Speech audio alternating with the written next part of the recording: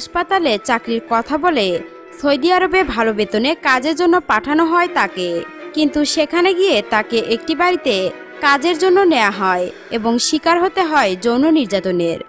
প্রথমে আমাকে এয়ারপোর্ট থেকে গাড়িতে নিতে আসে দুই পুরুষ, দেখে ভয় পাই। পরে ওই বাড়িতে ঢুকে যখন এক মহিলাকে দেখি তখন মনে সাহস আসে। কিন্তু রাতে গোসল করায়ে আমারে পাতলা ফিনফিনে কাপড় পরতে দেয়, সেটা আমি পরতে না চাইলে মারধর শুরু করে।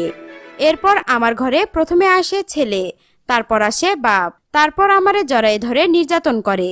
বাধা দিতে গেলে আমারে ধইরা মারে, কামড়াইয়া সিমরাইয়া কিছু রাখে নাই।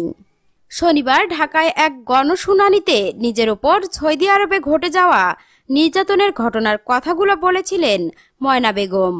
লাল কাপড় দিয়ে নিজের মুখ ঢেকে মঞ্চে দাঁড়িয়ে কাঁদতে কাঁদতে বলেছিলেন তিনি, 9 মাস এমন নির্যাতনের ফলে এই নারীর প্রজনন অঙ্গে যে ক্ষত তৈরি হয়েছে তাতে এখনও চিকিৎসার মধ্য দিয়ে যেতে হচ্ছে।